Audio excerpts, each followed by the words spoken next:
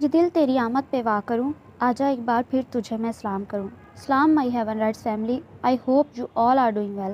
Welcome to your channel Heaven Writes. Today we are here with the complete novel یہ زندگی کے رستے by ایمان قاضی۔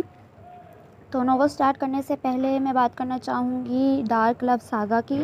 تو میں نے وہ سٹارٹ کیا تو میں نے وہیبہ میم سے پرمیشن لی، تو وہیبہ میم نے کہا یہ جو ہے ویب اسپیشل ناول ہے، تو اگر میں پرمیشن دے بھی دوں تو ویب اجازت نہیں دے گی۔ تو میں نے کہا ٹھیک ہے میں سٹارٹ کر دیتی ہوں، اگر ویب نے کچھ کہا تو میں نہیں کروں گی آگے ریڈ۔ اور میں نے اپلوڈ بھی کر دیا، لیکن اس کا میرا جو تھا وہ میرا یہ تھا کہ اگر مجھے اس کا رسپانس اچھا ملے گا نا تو میں کروں گی، کیونکہ مجھے تو شوق نہیں ہے نا کہ ابھی میں ڈیولپنگ حالت میں ہوں اور میں شیر کی کچھار میں ہاتھ ڈالوں تو مجھے رسپانس بھی نہیں مل رہا، اور پھر بھی میں یہ مورختہ پورن کام کروں، تو اتنی مورخ تو ابھی میں نہیں ہوئی۔ اسی لیے وہ ہے نا کہ وقت رہتے ہی اپنے قدم پیچھے کر لیے جائیں، سترک رہیں، محفوظ رہیں۔ میں نے وہ کیا اور میں نے خود کو کہا نہیں ماہم، یہ راستہ تیرے لیے نہیں، پیچھے ہی ہو جاؤ تو بہتر ہے۔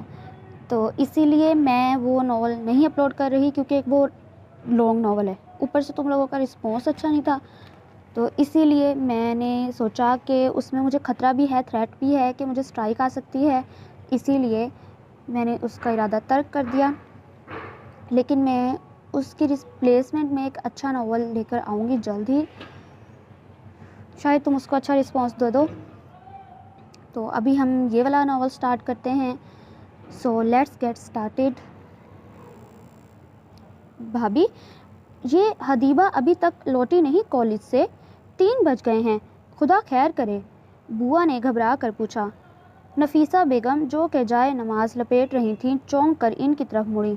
ہاں آپا، آپ کو بتانا بھول گئی تھی، آج اسے ارج کی طرف جانا تھا، صبح مجھے بتا کر گئی تھی، اور ہاں آپ کے بھائی صاحب بھی لیٹ آئیں گے، آپ کھانا کھا لیں، نفیسہ بیگم کہتے ہوئے کچن کی جانب بڑھ گئیں اور بوا پیچھے بڑبڑاتی رہ گئیں۔ لڑکی نے کہا اور انہوں نے مان لیا۔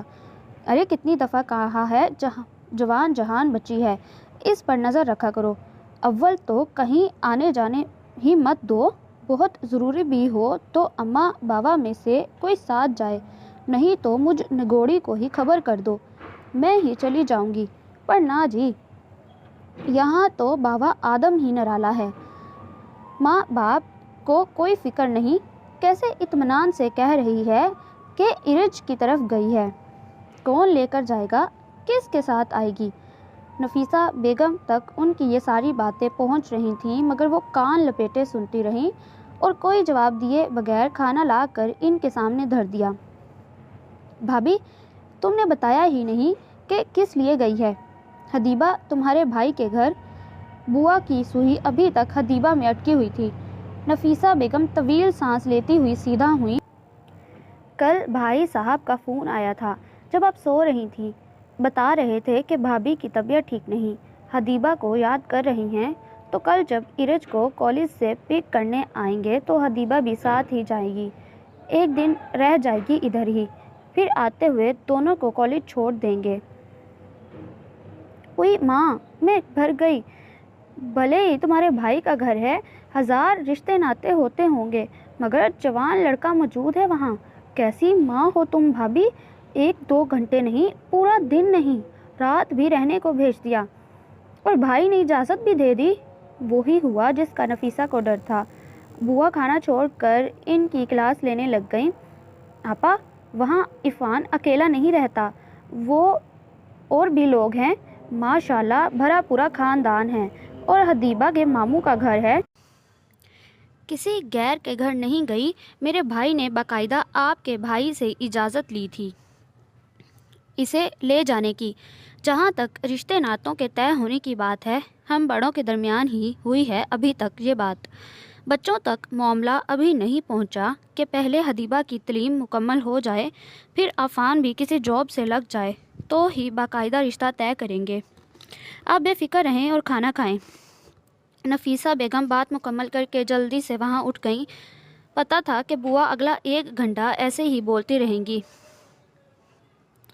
اے سریا، کنڈی بند کر لے اندر سے، میں ذرا بازار تک جا رہی ہوں، 1 گھنٹے تک آ جاؤں گی۔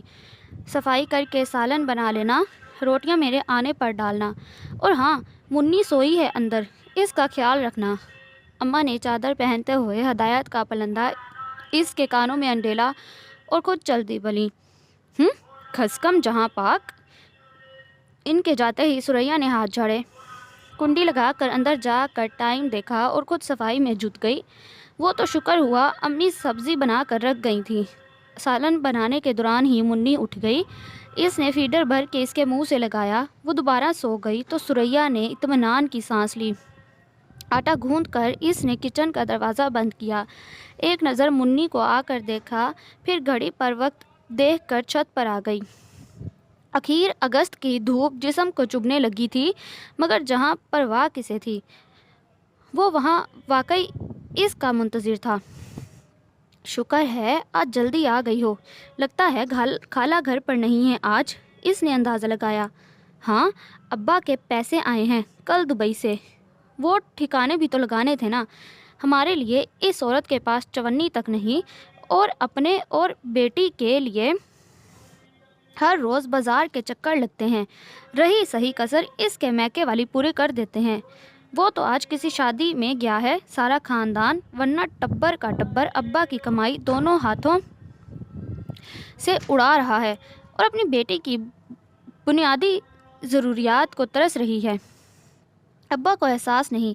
سچ ہے، سگی ماں کے مرنے کے بعد باپ بھی ستیلے ہو جاتے ہیں۔ اس کی آواز بھر آ گئی۔ ارے اتنے دنوں بعد ملے ہیں تو اس طرح اور اس وقت کو رونے رلانے کی باتوں میں ضائع نہ کرو۔ فکر مت کرو، بس یہ چند دن ہی صبر سے گزار لو، پھر جب میں تمہیں یہاں سے لے جاؤں گا تو یہ مشکل دن یاد بھی نہیں رہیں گے تمہیں۔ اس نے اس کا ہاتھ پکڑ کر یقین دلانا چاہا۔ اچھا، وہ پھر تمہارے ماموں کے بیٹے نے کوئی الٹی سیدھی حرکت تو نہیں کی؟ اسے یاد آیا تو سریا سے پوچھا۔ نہیں، آج کل کمانے کا شوق چڑھا ہے تو شہر جاتا ہے اسی سلسلے میں، صبح کا گیا رات کو لوٹتا ہے، مگر میری جو اماں ہے نا، اس کے ارادے مجھے ٹھیک نہیں لگ رہے۔ ایک دن یوں ہی مامی اپنی بیٹے کے رشتے کی بات کر رہی تھیں تو بولی، فکر کاہے کی ہے جب گھر میں لڑکی موجود ہے؟ یہ سارا خاندان جس کو مفت میں ملازمہ مل گئی ہے تو ساری زندگی ایک رشتے میں باندھ کر مجھے غلام دیکھنا چاہتے ہیں۔ تم ابا سے کب بات کرو گے؟ وہ بے قراری سے بولی۔ ارے بابا، تمہارے ابا جیسے ہی دبئی سے آتے ہیں بات کرتا ہوں، اور اگر کوئی نمبر ہے تمہارے پاس تمہارے ابا کا تو وہ مجھے دے دو، میں بات کر لوں گا۔ لیکن ایک بات یاد رکھنا کہ جیسے تم مجھے بتاتی ہو کہ تمہارے ابا تمہاری ستیلی ماں کی آنکھوں سے دیکھتے اور اسی کی کانوں سے سنتے ہیں، تو ایسی صورت میں جب تمہاری ماں تمہارا رشتہ اپنے بھائی کے آوارہ بیٹے سے کرنا چاہتی ہے، مجھے کس کھاتے میں ڈالے گی، جس کا سوائے ایک بہن کے دنیا میں کوئی نہیں، اور ابھی تو میں کام وام بھی خاص نہیں کرتا۔ وہ فکر مندی سے بولا۔ تم بات تو کرو نا، ابا سے میں خود بات کروں گی۔ ساری زندگی ترس کر گزاری ہے تو زندگی کے اس اہم فیصلے اور اہم معاملے پر چپ کر کے ساری زندگی ظلم نہیں سہ سکتی۔ میں اماں سے کسی طرح ابا کا نمبر لینے کی کوشش کرتی ہوں، تم فکر نہ کرو۔ اس دن کیونکہ سریا کو کسی کے آ جانے یا دیکھ لینے کا ڈر نہیں تھا، سو انہوں نے جی بھر کر باتیں کی اور مستقبل کے منصوبے بنائے۔ منی نیچے روتی رہ گئی۔ سریا بھی اپنی چھوٹی سی جنت میں خوش تھی، جب تک اس کی اپنی ماں زندہ تھی۔ ایک بھائی اور ایک بہن پر مشتمل یہ مختصر خاندان ایک خوشحال گھرانہ تھا۔ ابا شروع سے دبئی میں تھے، سو گھر میں روپے پیسے کے حوالے سے تنگی ترشی نہ تھی۔ وہ 7ویں جماعت میں تھی اور اس کا بھائی 6ٹھی میں۔ جب اماں معمولی سے بخار میں مبتلا ہو گئیں اور اللہ کو چونکہ ان کی زندگی زیادہ منظور نہ تھی، سو وہی معمولی بخار ان کی موت کا سبب بنا۔ ان دونوں بہن بھائی کی دنیا تو اندھیر ہی ہو گئی۔ ابا بھی اپنی خدمت گزار وفا شعار بیوی کی اچانک موت سے بوکھلا گئے۔ اتنا عرصہ کام دھندا چھوڑ کر بچوں کے سر پر نہیں بیٹھ سکتے تھے کہ پیچھے ان کی جگہ کوئی اور لے لیتا۔ ایسے میں کسی ہمدرد کے مشورے پر ساجدہ بیگم، جو کہ طلاق یافتہ تھیں، کو بیوی کے گزر جانے کے 3 ماہ بعد ہی بحال آئے۔ بیٹا 8ویں تک پڑھ سکا، سو کچھ عرصے بعد اس کے لیے بھی دبئی میں جس ورک شاپ میں وہ کام کرتے تھے وہیں کام ڈھونڈا اور اسے بھی بلوا بھیجا۔ ثریا عابدہ بیگم کے رحم و کرم پر رہ گئی۔ زبان اور ہاتھ کی بے حد تیز ساجدہ بیگم، جس کی طلاق اس کی انہی 2 خوبیوں کی وجہ سے ہوئی تھی، بھائی بھابھی اس سے بے حد تنگ تھے، سو دوسری دفعہ رخصت کر کے سکون کی سانس لی۔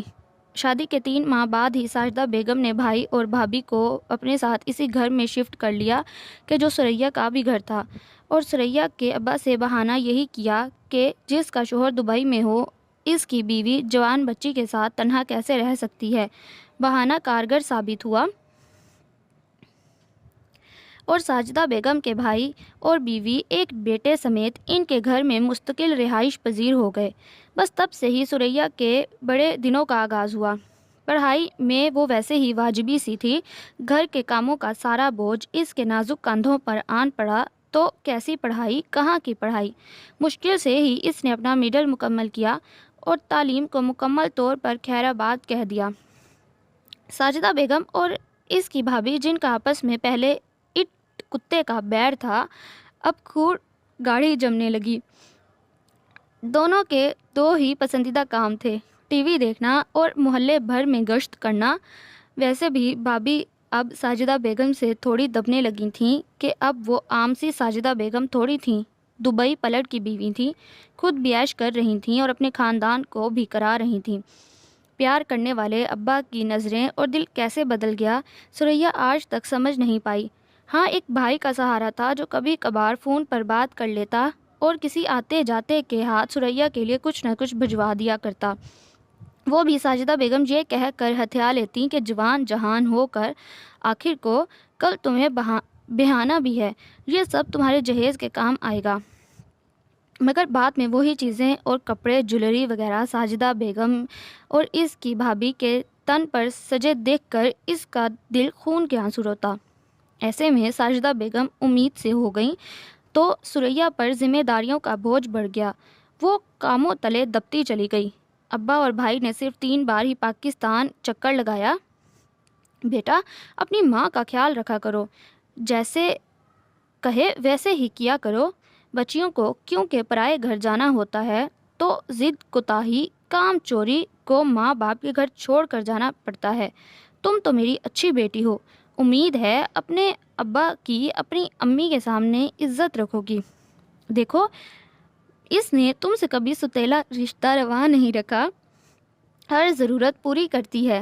اگر تم اپنی منمانی کرو گی تو اپنے ابا کو دکھ دو گی۔ ثریا ابا سے اس کی تفصیلی ملاقات بس اسی دن ہو پائی جب انہوں نے واپس جانا تھا۔ وہ ساجدہ بیگم کے ساتھ اس کے پاس آئے تھے اور یہ باتیں کہیں۔ ثریا جو کہ یہ سوچے بیٹھی تھی کہ اس بار ابا آئیں گے تو ساجدہ بیگم کی ساری زیادتیوں کا احوال سنائے گی، آنکھوں میں آئے آنسو چھپا کر بس سر جھکا کر جی ابا کہہ کر رہ گئی۔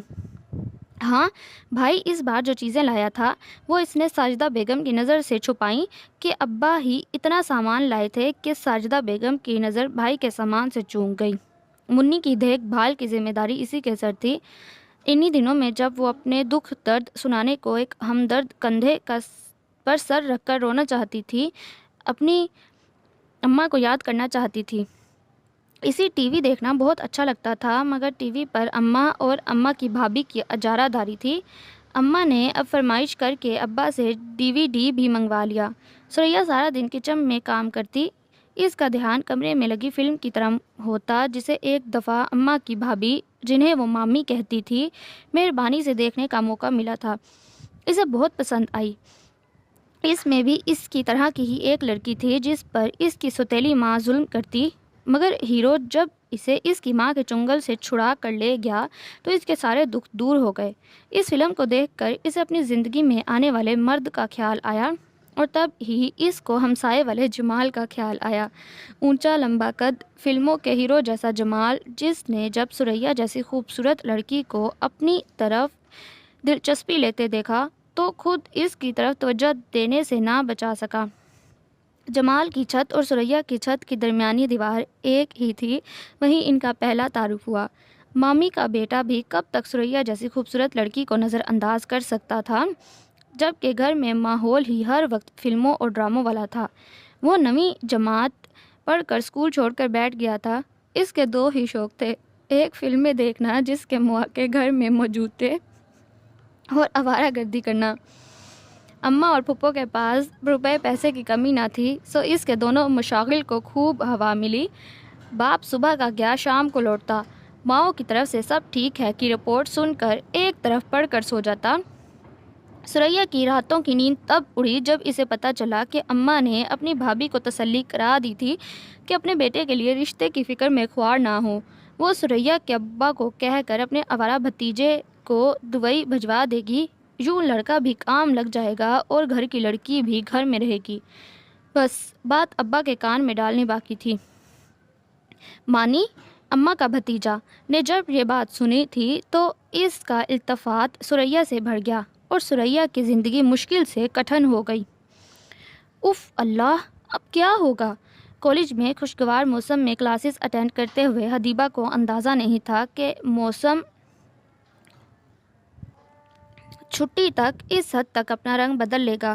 ابو نے اسے رکشہ لگوا کر دیا تھا، مگر اب گیٹ سے باہر نکل کر اس کا کہیں نام و نشان دکھائی نہ دیا۔ لڑکیاں تیزی سے اپنی اپنی سواریوں پر سوار ہو کر گھروں کو روانہ ہو گئیں۔ حدیبہ بے حد پریشان ہو کر یہاں وہاں اپنا رکشہ تلاش کرنے لگی۔ کالج تیزی سے خالی ہوتا گیا۔ اب تو سامنے والی روڈ پر بھی اکا دکا گاڑیاں تھیں۔ حدیبہ بارش میں بری طرح بھیگتی ہوئی روڈ پر آ گئی تاکہ کسی لڑکی کے ساتھ مین روڈ تک چلی جائے، پھر وہاں سے لوکل کنوینس میں گھر تک جائے گی۔ شکر ہے جو پیسے وہ کینٹین میں خرچ کرنے کی مد میں لائی تھی وہ بیگ میں موجود تھے کہ مسلسل کلاسز کی وجہ سے اس کی دوست ارج کے نہ آنے کی وجہ سے وہ کینٹین نہ جا پائی تھی۔ ارے حدیبہ، آ جاؤ، تم بھی آ جاؤ۔ دفعتاً ایک گاڑی چلتے چلتے رکی اور اس میں سے ایک لڑکی نے سر نکال کر کہا۔ وہ رک گئی۔ گاڑی میں 3-4 لڑکیاں پہلے ہی موجود تھیں۔ اپنی کلاس کی شناسہ لڑکیوں کے چہرے دیکھتے ہی وہ دل میں شکر ادا کرتی ان کے ساتھ پھنس کر بیٹھ گئی۔ راستے میں ہی لڑکیوں نے بتایا کہ گاڑی چلانے والا ان کا کلاس فیلو سمرین کا بھائی تھا جو اسے روزانہ واپسی پر لینے آتا۔ صبح کے وقت اس کے ابو چھوڑتے تھے۔ آج جب اس کا بھائی حسب معمول اسے لینے آیا تو پتہ چلا سمرین تو آج کالج آئی ہی نہیں۔ وہ گھر سے پہلے نکل جاتا تھا، اس لیے علم نہ ہو سکا۔ سمرین کی ایک کزن اور اس کے محلے کی 2 اور لڑکیاں جو کہ لوکل بس میں سفر کر کے جاتی تھیں نے سمرین کے بھائی کو دیکھ کر روک لیا کہ شدید بارش کے سبب ہو سکتا ہے سواری نہ مل پائے تو انہیں ڈراپ کر دے۔ سو وہ تینوں لڑکیاں گاڑی میں سوار تھیں۔ پھر حدیبہ کو بھی سڑک پر چلتے دیکھا تو پتہ چل گیا کہ وہ بھی انہی جیسے مسئلے کا شکار ہے تو اسے بھی بلا لیا۔ وہ سب لڑکیاں چونکہ ایک ہی محلے کی تھیں تو تھوڑی دیر بعد مین روڈ پر اپنے گھر کے قریب اتر گئیں۔ اب آخر میں حدیبہ رہ گئی۔ اس نوجوان نے شائستگی سے حدیبہ سے اس کے گھر کا ایڈریس پوچھا اور سمجھانے پر گاڑی کا رخ اسی سمت موڑ لیا۔ 10 منٹ لگے تھے انہیں گھر پہنچنے میں۔ حدیبہ کا گھر چونکہ مین روڈ پر تھا سو وہ اس نوجوان کا شکریہ ادا کرتی گاڑی سے نیچے اتر گئی۔ کپڑے اور چادر بری طرح بھیگ گئے تھے۔ حدیبہ کی بدقسمتی کہ امی اور ابو مامی کی عیادت کو گئے تھے اور حدیبہ کو گاڑی سے اترتے ہوئے بوا نے دیکھ لیا۔ وہ پہلے ہی 1 گھنٹہ دیر ہو جانے پر ہول رہی تھی اور بارش کی آواز میں بھی رکشے کی آواز کان دھرے بیٹھی تھی۔ کسی گاڑی کی آواز پر فوراً گیٹ کھول کر باہر جھانکنے پر حدیبہ کو بھیگی چڑیا بنی جھک کر ڈرائیو کرتے خوبرو نوجوان کو کچھ کہتے دیکھا اور جواباً نوجوان کو مسکرا کر گاڑی بڑھا کر لے جاتے دیکھا تو ماتھا ٹھٹک گیا۔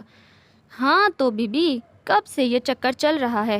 ماں باپ کی آنکھوں میں دھول جھونک کر حدیبہ جیسے ہی بارش سے بچ کر تیزی سے برآمدے میں آئی بوا کے تخت پر بیگ پھینک کر چادر اتار کر نچوڑنے لگی، مگر اب ناگواری سے انہیں دیکھ رہی تھی۔ بوا کو حدیبہ کی ہر بات اور ہر فعل پر اعتراض تھا تو وہ بھی انہیں کچھ خاص پسند نہیں کرتی تھی۔ ان کی بہت سی ناگوار باتوں کو اگر برداشت کرتی تھی تو امی اور ابو کی تاکید تھی کہ وہ زبان کی کڑوی ضرور ہیں مگر دل کی بے حد اچھی ہیں، اگر کچھ کہتی ہیں تو برداشت کر لیا کرے۔ کیا مطلب؟ آج چونکہ امی نہیں تھیں سامنے تو وہ بھی اپنی ناگواری چھپا نہیں پائی۔ ایک تو بے وقت کی بارش نے موڈ ویسے ہی خراب کر رہا تھا، اوپر سے بوا کی غیر مناسب بات اور تشویش نے اسے بری طرح تپا ہی دیا۔ بس کرو بی بی، یہ انجان بننے کے ڈرامے۔ ابھی کیسے مٹک مٹک کر باتیں کر رہی تھیں، اس لڑکی سے نہ جانے کب سے یہ چکر چل رہا ہے۔ اگر جو میں نہ دیکھ لیتی تو کسی وقت تم نے تو ماں باپ کے سروں پر خاک ڈال دینی تھی۔ وہ پتہ نہیں کیا کچھ بولے جا رہی تھیں جب حدیبہ نے انہیں چیخ کر چپ کرایا۔ خدا کے لیے چپ ہو جائیں آپ بوا، ایک تو پہلے ہی میرا دماغ خراب ہے، اوپر سے پتہ نہیں کیا کیا اول فول بولے جا رہی ہیں آپ۔ غصے سے اس کا چہرہ سرخ پڑ گیا۔ ہاں بھائی، ہماری باتیں تو تمہیں اول ہی لگیں، تمہیں اول فول، ہماری باتیں تو تمہیں اول فول ہی لگیں گی۔ عشق کی پٹی آنکھوں پر بند جائے تو ایسا ہی ہوتا ہے۔ بوا کون سا کم تھی، فوراً ہی ہاتھ نچا کر بولیں۔ امی نے ہمیشہ اس بات پر افسوس کا اظہار کیا کہ اللہ نے آپ کو اولاد نہیں دی۔ آج مجھے اس کی مصلحت سمجھ آئی ہے۔ آپ اس قابل ہی نہیں تھیں کہ آپ کو اللہ اولاد دیتا، جو اللہ اولاد ان لوگوں کو دیتا ہے جو اس لائق ہوتے ہیں۔ آپ کی گندی ذہنیت نے تو ان کو بھی نہیں بخشا تھا۔ میری فکر کرنے والے اور مجھ سے جواب دہی کرنے والے میرے والدین ہیں، اس لیے میری فکر میں گھلنا چھوڑ دیں اور آئندہ برائے مہربانی میرے کسی معاملے میں دخل اندازی مت کیجیے گا۔ وہ بیگ اٹھا کر بولی اور متنفرانہ نظر ان پر ڈال کر اپنے کمرے میں جا کر بند ہو گئی۔ نہیں جانتی تھی کہ اس کا بے اولادی کا طعنہ بوا کو ایسا لگا کہ وہ ساکت کھڑی حدیبہ کے کمرے کے بند دروازے کو دیکھتی چلی گئیں۔ حلق تک آئے باقی لفظ وہیں کہیں پڑے دم توڑ گئے۔ امی بوا کے آنے تک بھی حدیبہ کمرے سے باہر نہیں نکلی۔ پھر جب بوا نے روتے ہوئے اپنی مظلومیت اور حدیبہ کی بدتمیزی کا حال اپنے الفاظ میں سنایا تو ابو نے غصے میں اسے بلایا۔ یہ میں کیا سن رہا ہوں حدیبہ، آپ نے بوا سے بدتمیزی کی ہے، زبان چلائی ہے۔ ابو کی اس طرح سرزنش پر وہ رو پڑی۔ ہمیں آپ پر پورا اعتماد ہے بیٹا کہ آپ کوئی ایسا ویسا قدم نہیں اٹھا سکتی، لیکن آپ کی بوا کی بات بھی ٹھیک ہے کہ خراب موسم میں آپ کو ایسے کسی سے لفٹ نہیں لینی چاہیے۔ آپ کالج میں رہ کر انتظار کر سکتی تھیں، پرنسپل یا کلرک آفس سے فون کر کے مجھے مسئلہ بتا سکتی تھیں۔ ابو نے اطمینان سے حدیبہ کی بات سنی، پھر سمجھانے لگے۔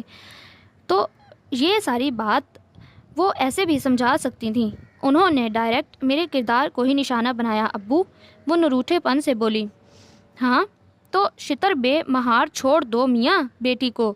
بوا کے لکمے پر حدیبہ نے شکایتی نظروں سے ابو کو دیکھا، جیسے کہہ رہی ہو، دیکھا آپ نے، الفاظ جو بھی ہوں وہ آپ سے بے حد محبت کرتی ہیں اور آپ ہی کا بھلا چاہتی تھیں۔ آپ نے بھی جواب میں بہت سخت الفاظ استعمال کر کے ان کا دل دکھایا۔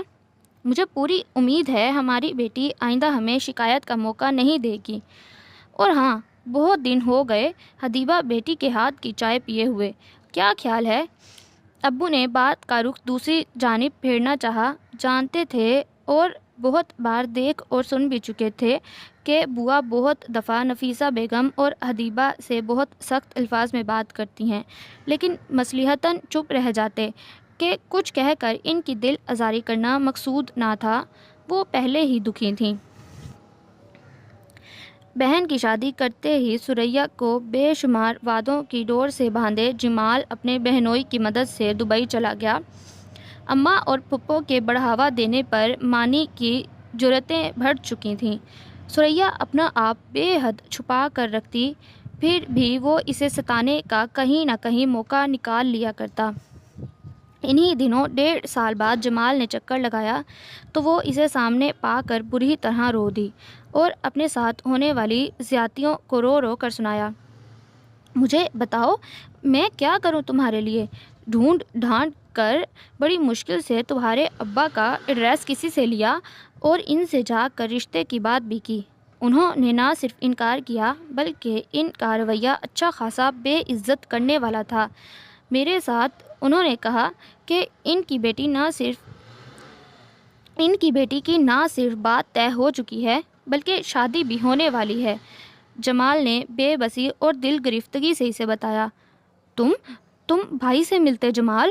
ثریا نے تڑپ کر کہا۔ تمہیں تو پتہ ہے نا سارے حالات۔ میری اماں مجھے اپنے آوارہ بھتیجے سے بیاہ کر ساری عمر کے لیے نوکرانی بنا کر رکھنا چاہتی ہے۔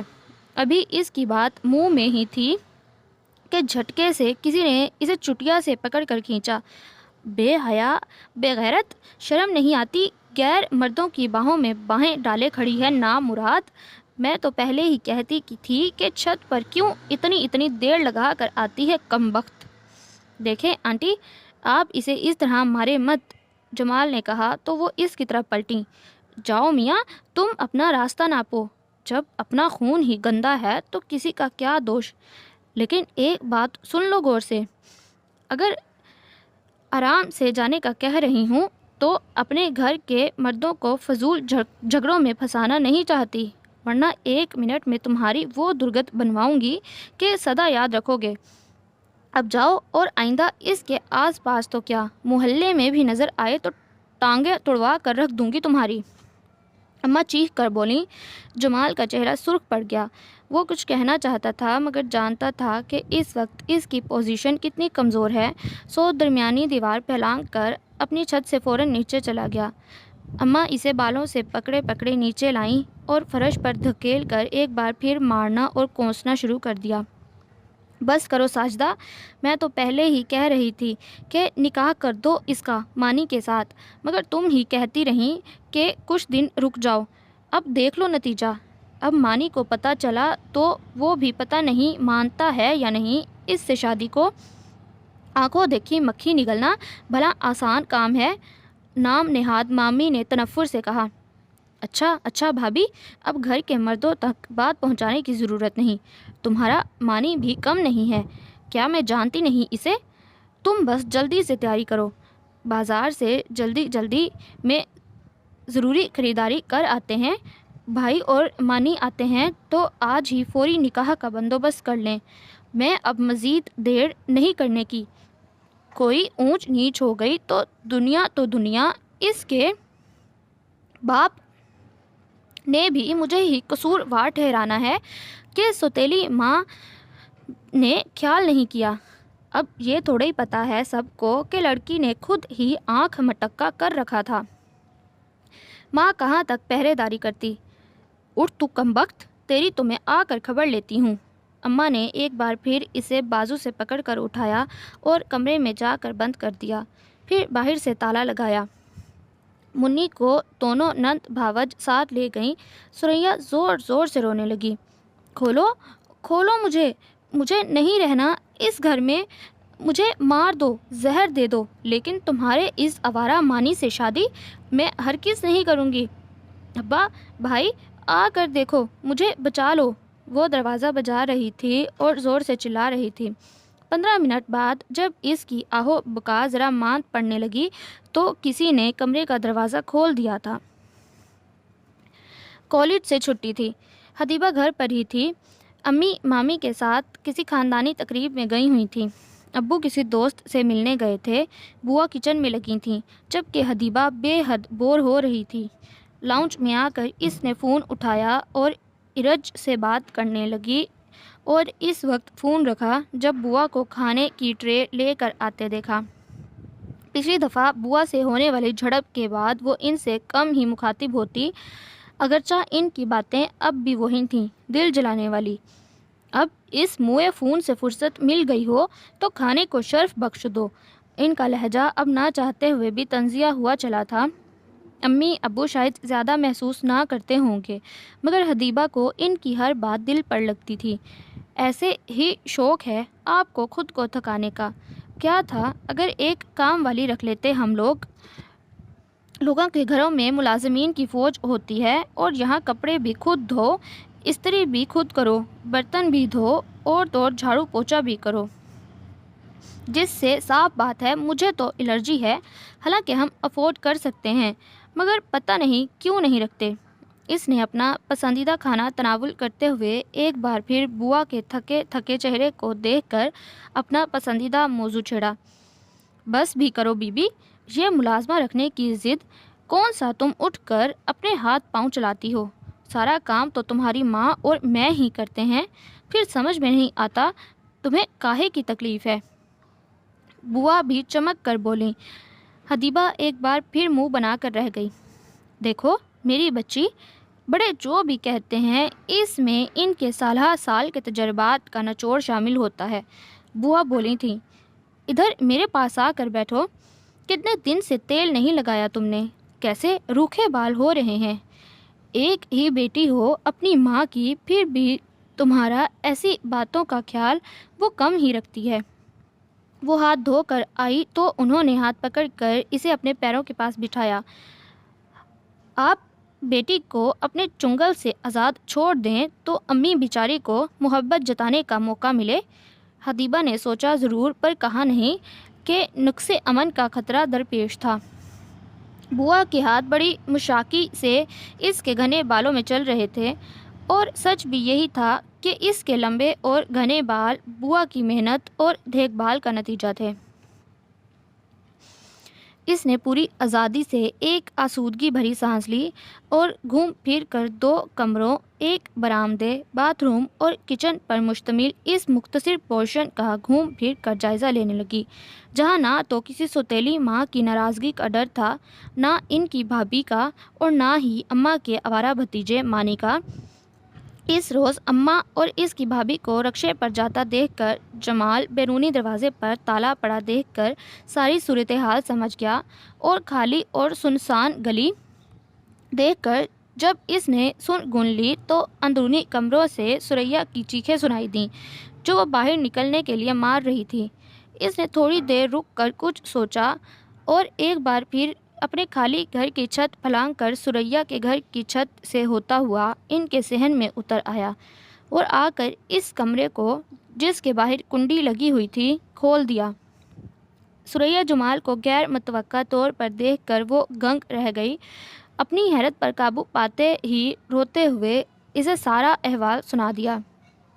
مجھے لے چلو یہاں سے جمال، اس گھر، ان لوگوں، ان شہر سے بہت دور۔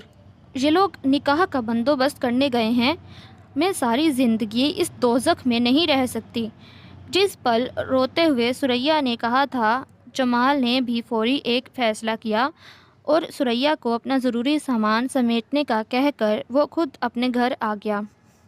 اپنا ضروری سامان، کاغذات اور قیمتی اشیاء لے کر ان دونوں نے چند ہی گھنٹوں میں اپنا گھر تو کیا شہر ہی چھوڑ دیا۔ وہ اسے لے کر اپنی بہن کے گھر آ گیا، بہن کو مختصر ساری صورتحال بتائی۔ اس کا بنوئی اس کا پہلے سے رشتہ دار بھی تھا، اور اب وہ دبئی میں اکٹھے کام کرنے کی وجہ سے دوست بن چکے تھے۔ تو ان دونوں بہن بہنوئی نے اس کی شادی کرانے میں اس کی بے حد مدد کی۔ دونوں نے چونکہ 15 دن بعد دبئی واپس جانا تھا تو طے یہی پایا کہ ان کے گھر کا ایک پورشن جہاں پہلے اس کے بہنوئی کے بھائی کی فیملی تھی، انہوں نے یہ پورشن اس کے ہی بہنوئی کو فروخت کر دیا جو آج کل خالی تھا۔ یہ لوگ وہاں شفٹ ہو جائیں اور جمال اس کا باقاعدہ کرایہ دیا کرے گا۔ جمال اور اس کی بہن نے گھر کی انتہائی ضروری چیزیں لے کر اس پورشن کو فی الحال رہنے کے قابل بنایا، باقی چیزیں بھی آہستہ آہستہ آ ہی جانی تھیں۔ چلتے چلتے ثریا نے اپنی سوتیلی ماں کو ایک بڑی ذکر یہ پہنچائی کہ اس کی الماری سے تمام نقدی اور سونا، جو کہ اچھی خاصی مالیت کا تھا، اپنے ساتھ لے آئی۔ اب ثریا یہاں بے حد خوش تھی، اسے کوئی فکر نہیں تھی کہ اس کے اس اقدام سے ان کے پچھلوں پر کیا گزری ہوگی۔ اس کے خیال میں وہ حق پر تھی، اور اس پر جتنی زیادتیاں اس گھر میں کی گئیں، اب یہ اس کا حق بنتا تھا کہ وہ اپنی زندگی کا فیصلہ خود کرتی۔ جمال کی بہن بے حد اچھی عورت تھی اور اپنے بھابھی کی وجہ سے ملنے والی دوسراہٹ سے بے حد خوش تھی، کیونکہ پہلے اسے یہ فکر دامن گیر رہتی کہ 2 چھوٹے بچوں کے ساتھ وہ اکیلے گھر میں کیسے رہے گی، کیونکہ پہلے تو اس پورشن میں ان کے دیور کی فیملی آباد تھی، لیکن اب ان کے جانے کے بعد وہ اکیلے رہنے سے پریشان تھیں۔ یہاں سے ثریا کی زندگی نے نیا موڑ لیا تھا۔ بے جا پابندی اور بے جا آزادی، دونوں ہی فرد کی زندگی میں بگاڑ لاتے ہیں۔ ثریا نے جو زندگی کا پہلا رخ دیکھا تھا اس میں بہت پابندیاں تھیں، سختی تھی، محبت اور اعتبار کا فقدان تھا۔ اس کے حالات کے پیش نظر جمال کی طرف سے اسے بے تحاشا محبت ملی، اعتبار ملا، مگر اس کی شخصیت میں جو عنصر تبدیلی لایا تھا وہ تھی بے جا آزادی۔ جمال تو چند ہی دنوں بعد واپس دبئی چلا گیا تھا۔ اس کی بہن نے بھی ثریا پر کسی قسم کی روک ٹوک نہیں کی۔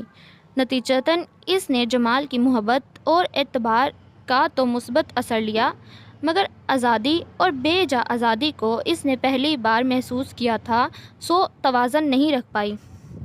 جمال کے دبئی جانے کے بعد 2 ماہ بعد اس نے پہلی فرمائش ٹی وی اور DVD پلیئر منگوانے کی جو کہ چند ہی دن میں پوری ہو گئی۔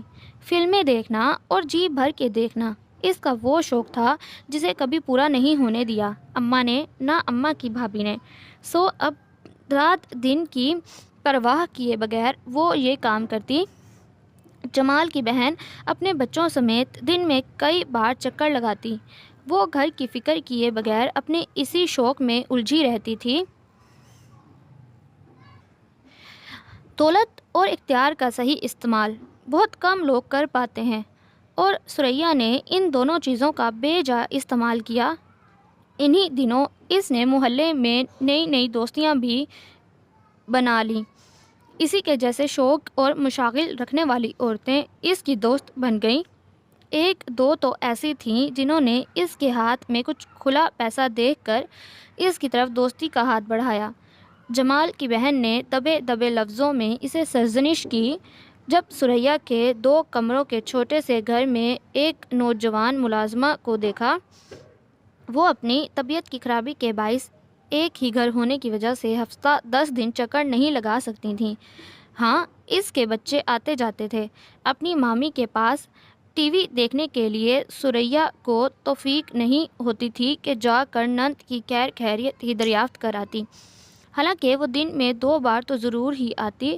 کچھ اچھا کھانے کا بنایا ہوتا تب بھی ضرور بھیجتی۔ اس کے طور طریقے اب جمال کی بہن کو ٹھٹکنے لگے۔ اس نے دبے لفظوں میں بھائی کو فون پر بتایا، مگر وہ ہنس کر ٹال جاتا کہ ثریا نے چونکہ بہت محرومیاں دیکھی ہیں تو اب اس کی کمی کو پورا کرنے کی کوشش کرتی ہے، ورنہ وہ بہت اچھی لڑکی ہے۔ وہ چپ ہو گئیں، مگر اب جب ملازمہ کو دیکھا تو حیران رہ گئیں۔ ثریا بھابھی، گھر کا کام ہی کتنا ہوتا ہے جو آپ نے ملازمہ رکھ لی اور مجھے بتایا تک نہیں۔ تیز اور چالاک سی لڑکی جو اس کی پہلی نظر میں ہی بے حد بری لگی، ملازمہ کے روپ میں دیکھ کر اس نے ثریا سے کہا، جو حسب معمول ٹی وی کی اسکرین پر نظریں گاڑے ہوئے، پتہ نہیں کیا شوق تھا اس عورت کا جو روز روز بڑھ رہا تھا۔ جمال کی بہن کے انداز میں ناگواری محسوس کر کے ثریا کو بھی ناگواریت کا احساس ہوا۔ آپا، آپ کو شاید پتہ ہو کہ میں دوجی سے ہوں، اور ایسی حالت میں گھر کا کام کرنا تو ایک طرف، کھڑا ہونا بھی محال ہے دوسرے۔ اب مجھے اپنے گھر میں کے ہر کام کے لیے آپ کی اجازت لینی پڑے گی کیا، جبکہ آپ کے بھائی کو میں بتا چکی ہوں۔ کچھ دن پہلے تک ڈری سہمی بھابھی کو ایسی ٹون میں بات کرتا دیکھ کر وہ دنگ رہ گئیں۔ نہیں، یہ تو بات نہیں ہے، تم مالک ہو اس گھر کی، جو چاہے کرو، لیکن مجھے بتا دیتی تو میں کوئی قابل بھروسہ عورت ڈھونڈ دیتی تمہیں۔ وہ کہتے ساتھ اٹھ کھڑی ہوئیں۔ اس کے انداز سے ان کا دل ایسا کھٹا ہوا کہ بھابھی کی گود ہری ہونے کی خبر بھی ان کو خوش نہ کر سکی۔ یہ بھی قابل بھروسہ ہے، یہی میری سہیلی کے گھر کام کرتی ہے، اس نے رکھوا کر دی ہے، اس نے جتاتے ہوئے کہا تو وہ سر ہلاتی باہر نکل گئیں۔ ثریا نے کہہ کر دوبارہ سے اپنی توجہ ٹی وی کی طرف مرکوز کر دی۔ ارج آج اس کے گھر آئی ہوئی تھی، سو حدیبہ کے جوش اور خوشی کا وہی عالم تھا۔ دونوں نے کچن میں اکٹھے مل کر اپنی پسندیدہ ڈشز بنائیں اور اب کمرے میں گھسی بے سروپا باتیں کرتے ہوئے مسلسل ہنسے جا رہی تھیں۔ بے فکری کا جوبن، کوئی بات نہ بھی ہوتی تب بھی چہرے پر مسکراہٹ کے پھول خود بخود کھلا دیا کرتا۔ ان کے کمرے سے آنے والی دبی دبی ہنسی کی آواز بوا کو خواہ مخواہ کوفت میں مبتلا کر رہی تھی۔ اے بھابھی، تم تو بالکل ہی بے پرواہ ہو کر بیٹھ جاتی ہو بیٹی کی طرف سے۔ اندر بیٹھی دونوں پتہ نہیں کیا کیا باتیں کر رہی ہیں جو کہہ کے رکنے کا نام نہیں لے رہے۔ لڑکیوں کو اتنی کھلی چھوٹ دینا کبھی خاصا اچھا نتیجہ نہیں لاتا۔ آخر تنگ آ کر انہوں نے سویٹر بنتی نفیسہ بیگم کو لتاڑا۔ وہ چونکہ عادی تھی تو خاص نوٹس نہیں لیا انہوں نے۔ آپا، بچیاں ہیں، یہ عمر ہی ایسی ہوتی ہے کہ ہر بات پر خواہ ہنسی آئی چلی جاتی ہے۔ ہماری بچیاں کیسی ہیں ہمیں پتہ ہے، وہ ہمارے اعتماد کو کبھی نہیں توڑیں گی۔ آپ ادھر بیٹھیں، آپ سے ایک بات کرنی ہے۔ نفیسہ بیگم نے ان کو ہاتھ سے پکڑ کر اپنے پاس بٹھایا۔ کل بھائی جان نے مجھ سے حدیبہ کے رشتے کے لیے بات کی ہے۔ عفان ماشاءاللہ اب برسر روزگار ہے۔ رات آپ کے بھائی سے بھی بات کی، انہیں تو کوئی اعتراض نہیں، بس یہی کہا کہ حدیبہ کی مرضی معلوم کر لو اور ابھی بے شک رسم کر لیں، مگر شادی حدیبہ کی تعلیم مکمل کرنے کے بعد۔ آپ کیا کہتی ہیں؟ نفیسہ بیگم نے اپنے خاوند کی دیکھا دیکھی بوا کو ہمیشہ ایک گھر کا اہم فرد جانا اور ہر معاملے میں ان کی رائے کو مقدم جانا، اور یہ تو ویسے بھی ان کی چہیتی بھتیجی تھی جسے بے شک بوا کی باتوں سے بہت کوفت ہوتی، مگر وہ یہ بات بھی جانتی تھیں کہ وہ اس سے محبت میں کتنی شدت پسند ہیں۔ بوا بھی سب کچھ بھول بھال کر نفیسہ بیگم کے پاس بیٹھ گئیں۔ گزرتے وقت میں جہاں جمال مزید دولت مند ہوا، وہیں اس کی محبت بھی دو چند ہو گئی کہ وہ ثریا کو اپنے لیے بہت زیادہ خوش قسمت مانتا۔ وہ تو ویسے بھی اس کے دو جڑواں بچوں کی ماں تھی، مگر ماں بننے کے بعد بھی ثریا کے رنگ ڈھنگ میں خاص تبدیلی نہیں آئی، بلکہ وہ اپنی سرگرمیوں میں اور شیر ہو گئی۔ گھر سارا ملازمہ کے حوالے تھا۔ گھر میں ہوتی تو سوتی یا فلمیں دیکھتی یا پھر سہیلیاں ہی اس کی زندگی کا محور اور مرکز تھیں۔ بچے اس نے پیدا کر کے جمال پر بہت بڑا احسان کیا۔ ملازمہ جو کبھی جز وقتی تھی، اب وہ معاوضہ بڑھا کر کل وقتی ہو گئی۔ اس لڑکی کو بھی اور کیا چاہیے تھا؟ اس کے دونوں ہاتھ گھی میں اور سر کڑھائی میں تھا۔ جب بچے چھوٹے تھے تو ان کو افیم چٹا کر سلا دیا کرتی۔ وہ تو ثریا اور جمال کی قسمت اچھی تھی کہ مسلسل اس عمل سے وہ صرف سست پڑے، کوئی منفی رد عمل نہ ہوا ان پر۔ جمال کی بہن بھی ثریا کی فطرت جان کر پیچھے ہٹ گئی، اگرچہ اب بھی بھابھی اور بچوں کی خبر گیری کو آتی، ملازمہ کو بھی روک ٹوک کر جاتی۔ فون پر اس نے بارہا جمیل کو اس کی بیوی اور گھر اور بچوں سے غفلت کے بارے میں خبردار کرنا چاہا، مگر وہ ہنس کر ٹال جاتا۔ یہ ان کے کالج کا فائنل ایئر تھا جب امتحانوں سے کچھ عرصہ پہلے کالج کی طرف سے شمالی علاقہ جات جانے کا گلگلہ اٹھا۔ ارج اور حدیبہ بے حد پرجوش تھیں، مگر جب بوا کو پتہ چلا تو گویا گھر میں ایک طوفان ہی اٹھ کھڑا ہوا۔ غضب خدا کا! جب ماں باپ ہی خود بے راہ روی کی طرف جانے والے راستوں کی نشاندہی کریں اور حوصلہ افزائی بھی کریں تو پھر کیوں نہ تباہی پھیلے۔ اب لو بھلا بتاؤ، یہاں سے تم لوگ بھیجو بچیوں کو ٹرپ پر، اور وہ وہاں شتر بے مہار نہ جانے کیا کریں اور کیا گل کھلاتی پھریں۔ اب 200 لڑکیوں کو 7-8 استانیاں بھلا خاک سنبھال پائیں گی؟ انہوں نے کالج لیکچرارز کا کہا۔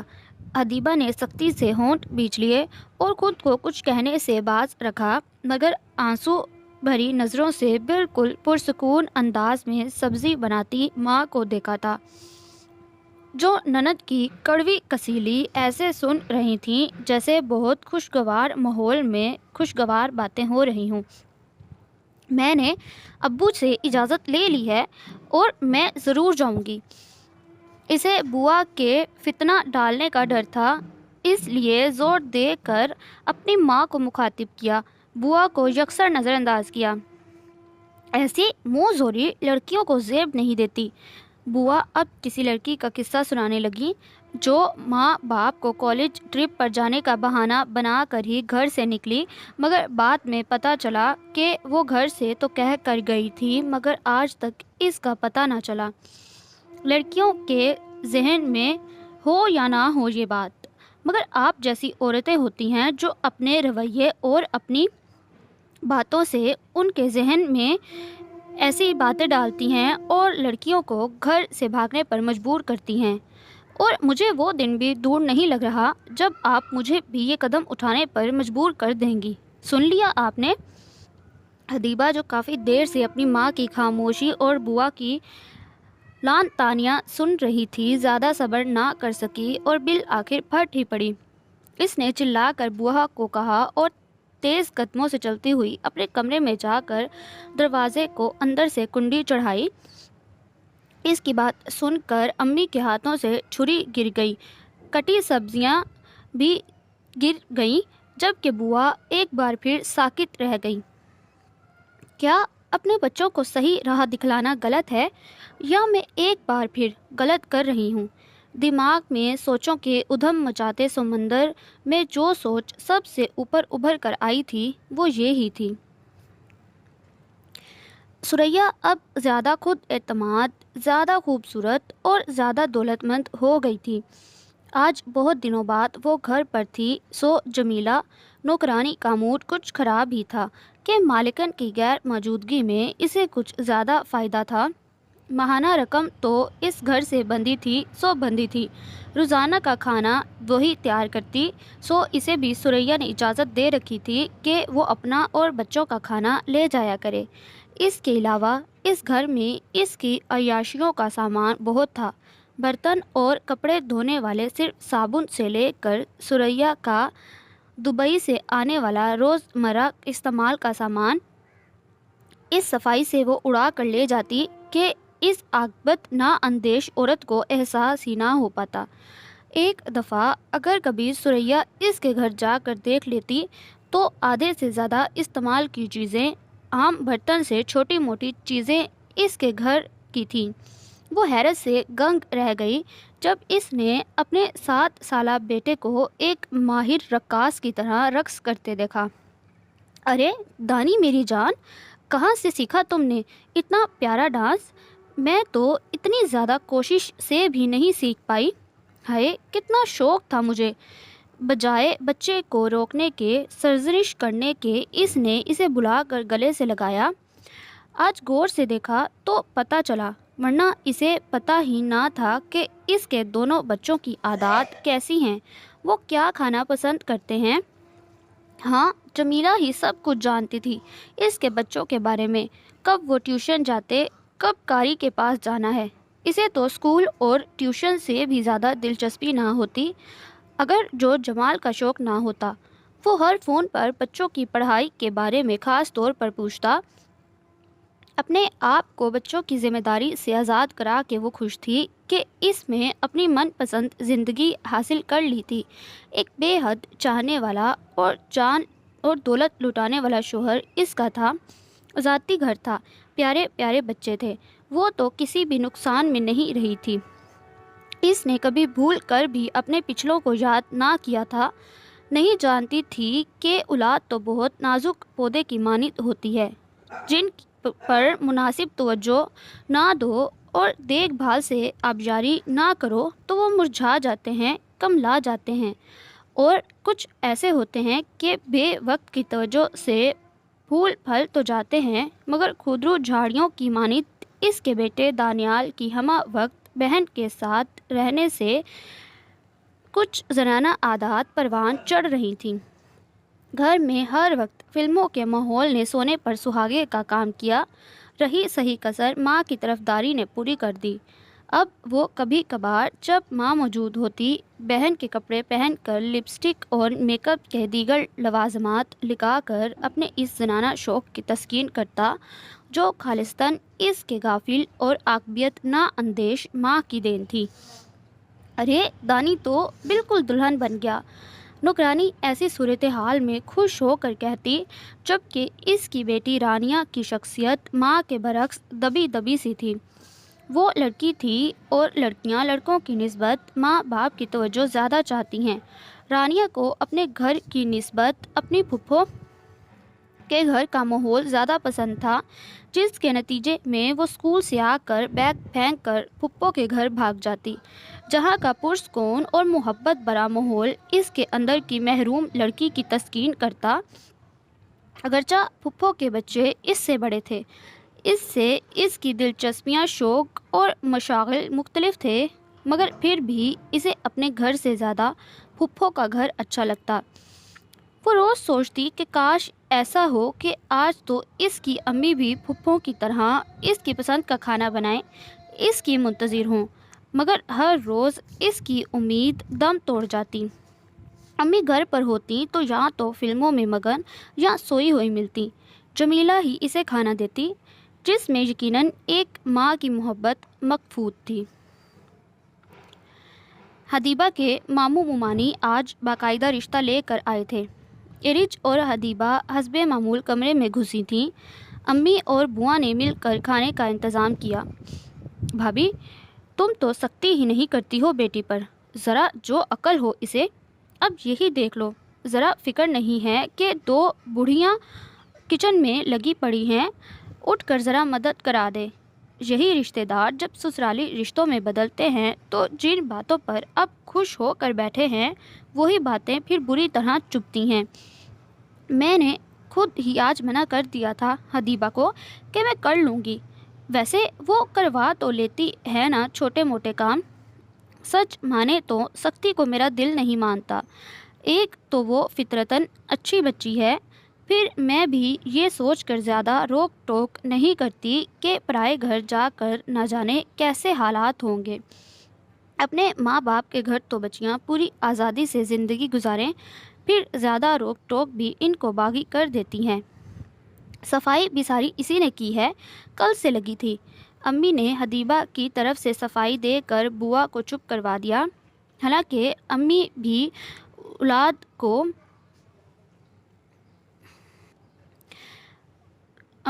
اولاد کو کھلاؤ سونے کا نوالا اور دیکھو شیر کی آنکھ کے مکولے کی قائل تھی، مگر بوا کی اس قدر سختی اور ترش رویے کے بعد ان کے پاس گنجائش ہی نہیں بچتی تھی۔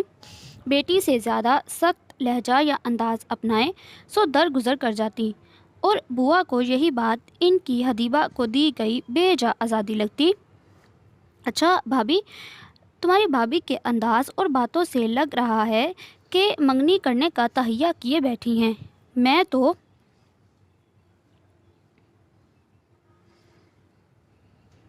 سیدھی بات کروں گی، اگر ابھی سے کچھ کرنا ہے تو سیدھی شادی کریں، ورنہ یہ غیر شرعی جھنجٹ میں ہمیں نہیں پڑنا۔ کئی جگہوں پر دیکھا سنا، منگنی کے بعد لڑکا لڑکی کے درمیان کوئی پردہ نہ رہا، پھر اسی بات کو بتنگڑ بنا کر کئی گھروں میں رشتے ٹوٹ گئے، اور تو اور لڑکے نے خود ہی بد ظن ہو کر لڑکی کو چھوڑ دیا کہ میرے ساتھ اتنی فری ہے تو غیر محرموں کے ساتھ بھی ایسی ہی ہوگی۔ اور ادیبہ کی تو ویسے بھی اپنے کزنوں کے ساتھ بے تکلفی ہے۔ بوا کی بات سخت سہی، مگر ان کے دل کو لگی ضرور۔ بھائی کہہ رہے ہیں کہ عفان کو 6 ماہ کے کورس پر غیر ملک جانا ہے، تو وہ منگنی ابھی اور شادی اس کے واپس آنے کے بعد کریں گے۔ بھائی ہمیں نہیں کرنی کوئی منگنی شنگنی، ابھی بتاؤ اپنے بھائی اور بھاوج کو، جب لڑکا خیر سے واپس آ جائے تب ہی شادی کریں گے ہم۔ بوا کی بات اور لہجہ دو ٹوک تھا۔ امی چپ رہ گئیں۔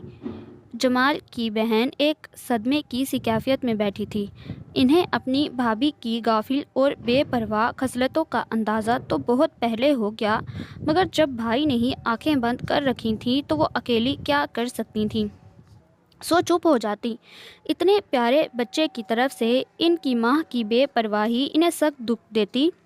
رانیہ اپنی ماں کی نسبت پھپھو سے زیادہ قریب تھی، سو اسے وہ تو سنبھال لیتی، خیال بھی رکھتی، مگر بچی میں ماں کی عدم توجہی سے جو احساس کمتری پنپ رہا تھا وہ اسے ختم کرنے سے قاصر تھی۔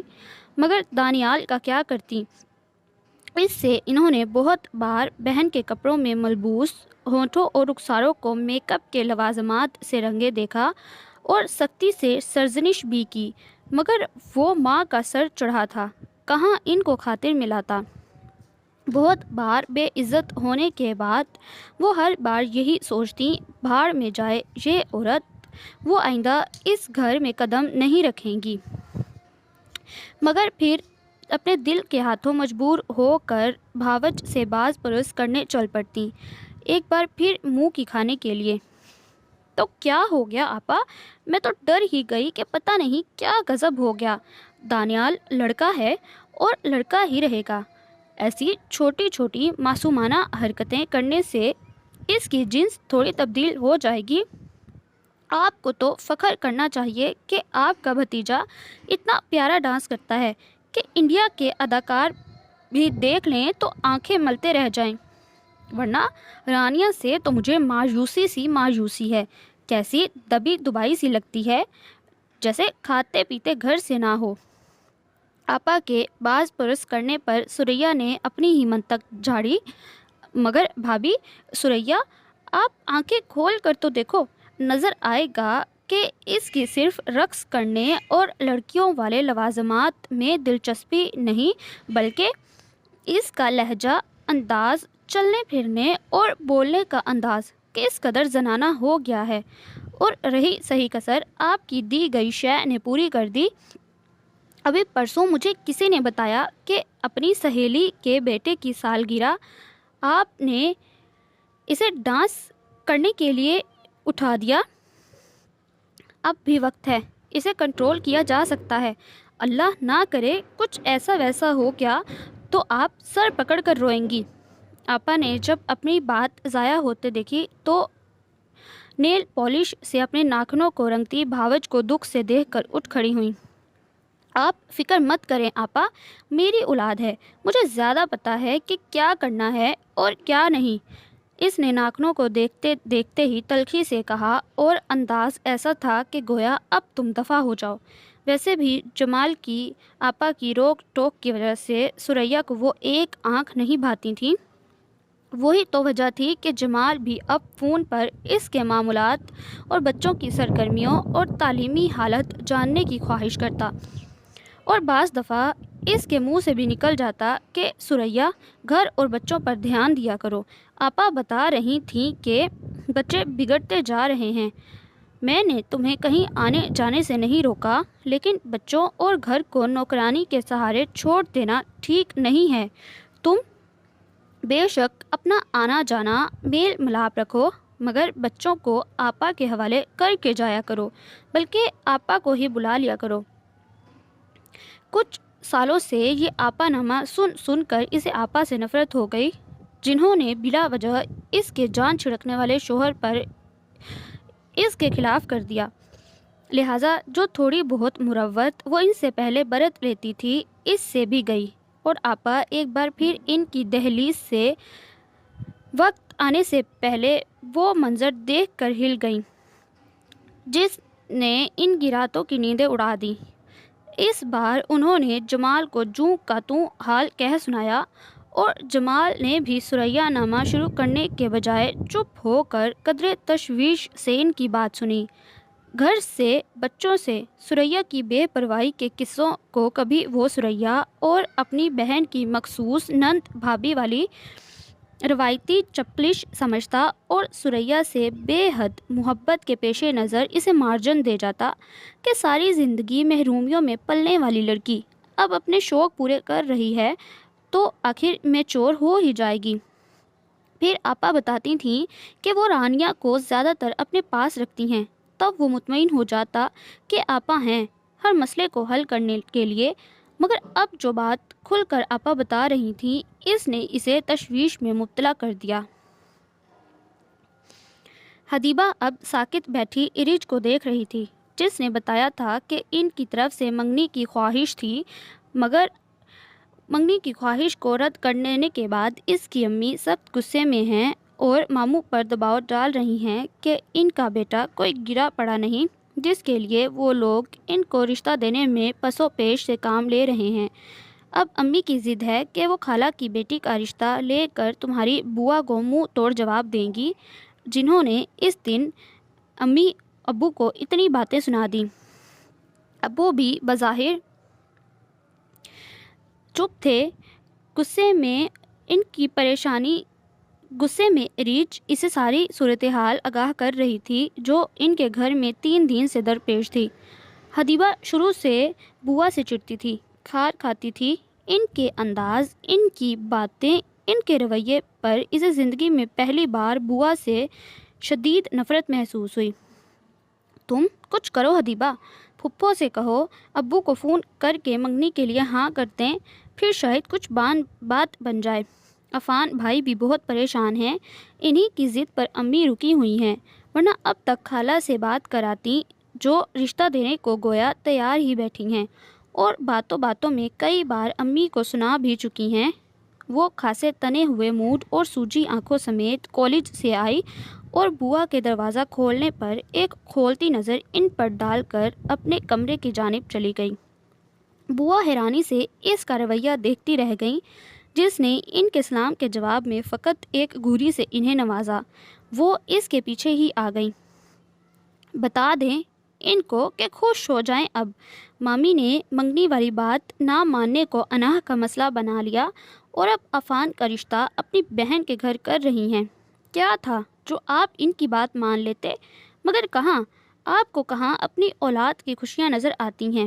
آپ اور ابو تو اس گھر میں رہنے والی اس عورت کے غلام ہیں جو ہمیشہ میری خوشیوں کو ایسے برباد کرتی آئی ہیں۔ پتہ نہیں کس محرومی کا بدلہ لے رہی ہیں مجھ سے، ہم سب سے۔ وہ چیخ چیخ کر رو رہی تھی۔ کون سی ایسی انوکھی فرمائش کر دی انہوں نے جو آپ ضد پر اڑ گئے؟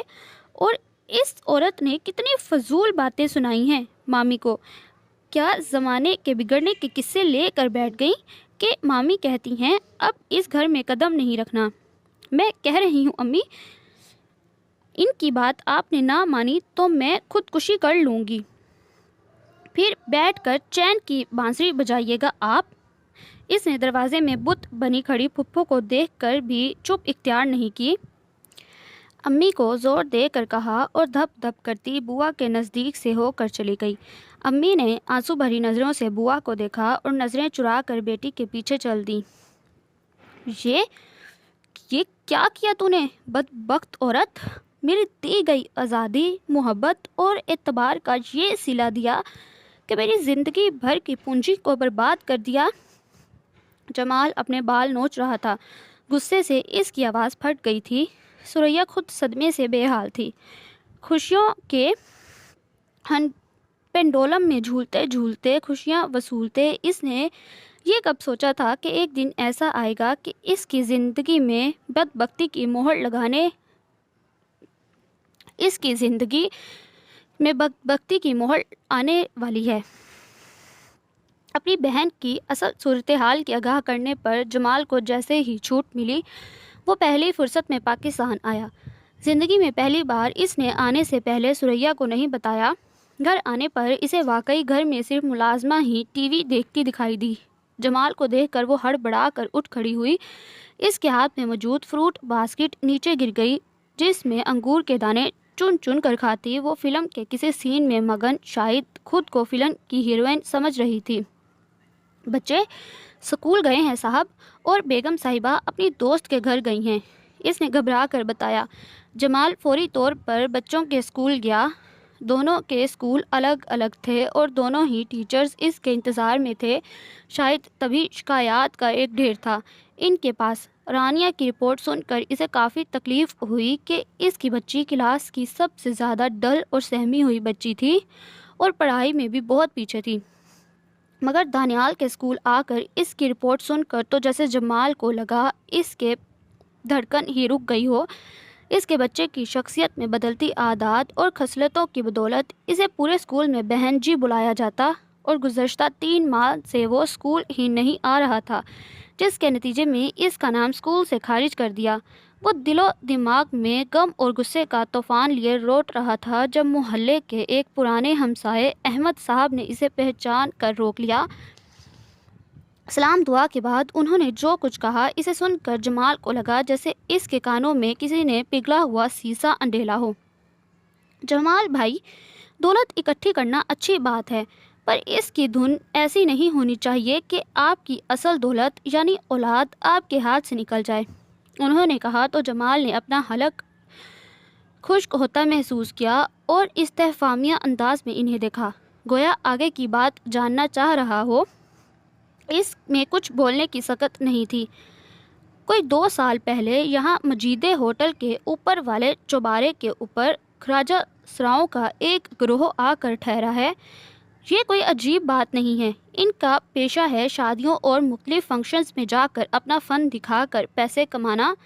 تکلیف دہ بات تو یہ ہے، انہوں نے رک کر جمال کا سفید پڑتا چہرہ دیکھا، کہ آپ کے معصوم بیٹے کو میں نے اور بہت سے لوگوں نے ان کے پاس اٹھتے بیٹھتے، اور وہ رک گئے اور ان کی آواز جمال کے تاثرات دیکھ کر مزید آہستہ ہو گئی۔ وہ اب ان کے ساتھ جا کر انہی جیسا بھیس بدل کر پرفارم بھی کرتا ہے۔ میں نے ایک بار اپنی بیوی کو بھیجا تھا آپ کے گھر کہ جمال بھائی تو گھر پر ہیں نہیں، ان کی بیگم کو اصل صورتحال کی سنگینی سے آگاہ کرائیں، مگر آپ کی بیگم تو الٹا غصہ ہو گئی کہ ایسی کوئی بات نہیں، بچہ ہے تو ڈانس گانے کے شوق میں کبھی کبھار وہاں جا کر رقص وغیرہ دیکھ آتا ہے، لیکن اب وہ ایسا نہیں کہ ان کے ساتھ ہی پروگرام پر جائے۔ میری بیگم تو بہت غصے میں واپس آئیں کہ جب ماں باپ کو ہی اولاد کی پرواہ نہیں تو آپ کو کون ہوتے ہیں اس طرح کچھ بھی بولنے والے؟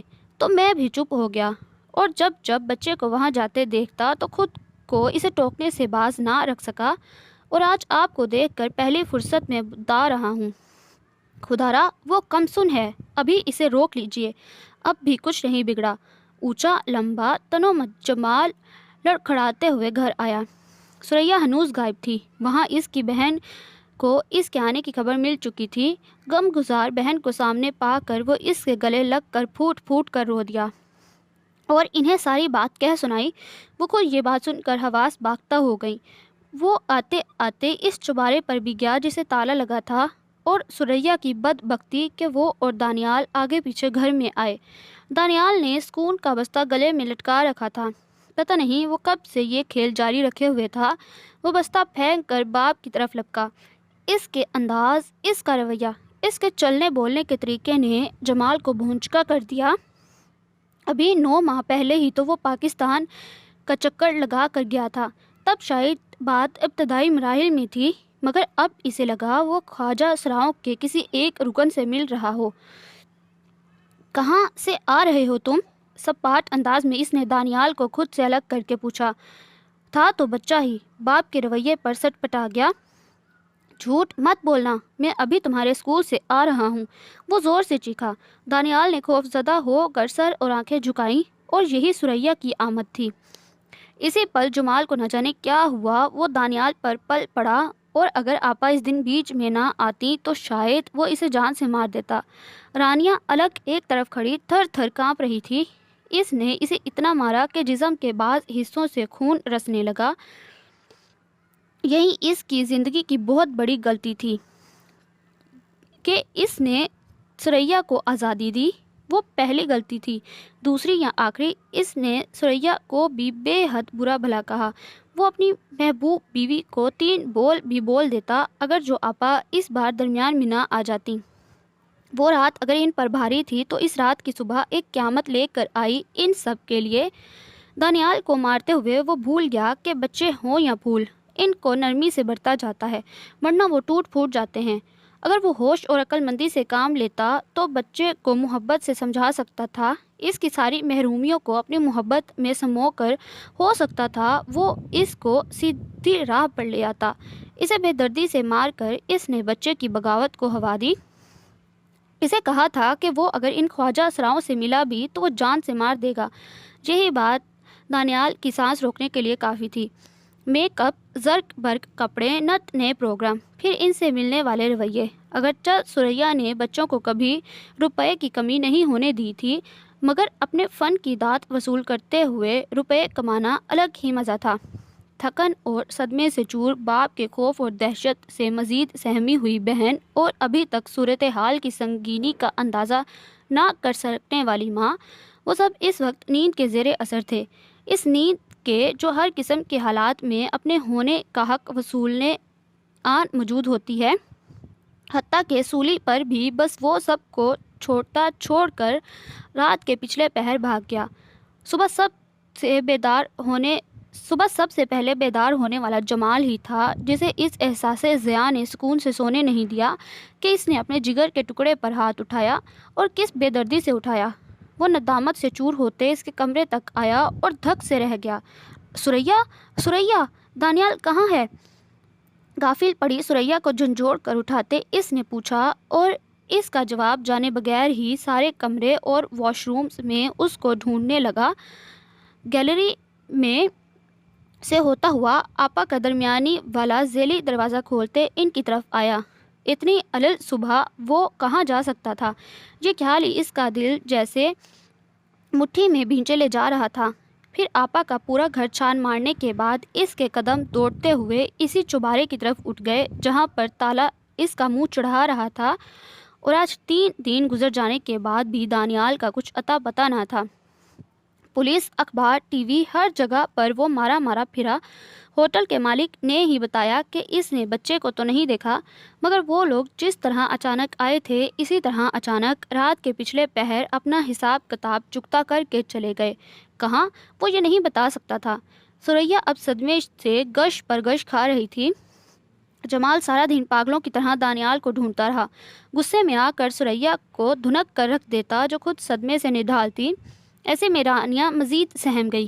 ایک دن جمال نے جب ملازمہ کو گھر کے کام نپٹاتے دیکھا تو اسے بھی برا بھلا کہہ کر گھر سے نکل جانے کا کہا۔ پرانی ملازمہ 2 ماہ پہلے ہی چھوڑ کر جا چکی تھی۔ یہ نئی ملازمہ تھی اور ٹھیک عورت نہ تھی۔ جمال کے اس انداز پر اسے سخت غصہ آیا۔ اس کو سریا سے بہت کچھ بٹورنے کا پروگرام بنائے ہوئے تھی۔ اگرچہ ان 2 ماہ بھی وہ اچھا خاصا سمیٹ چکی تھی، مگر اب صاحب نے آ کر اچانک کام خراب دیا۔ اپنا بیگ اٹھا کر جس پل وہ باہر آئی، رانیہ کو دیکھ کر ایک مکار منصوبے سے اس کی آنکھوں میں چمک ابھری۔ صاحب، کیا یاد کرو گے؟ کسی کی بے عزتی کی تھی۔ رانیہ بیٹا، یہاں آؤ، آپ کی امی کی طبیعت بگڑ گئی ہے، ڈاکٹر کو لینے جانا ہے۔ وہ اسے لے کر چلتی بنی، اور شام کو کہیں آپا کو جا کر خیال آیا کہ رانیہ کو انہوں نے دوپہر سے نہیں دیکھا۔ دھیان دلانے پر سریا چونکی۔ جمال ایک بار پھر غائب تھا۔ دانیال کے سلسلے میں ایک بار پھر ٹی وی اسٹیشن کا چکر لگانے گیا تھا، اور جب واپس آیا تو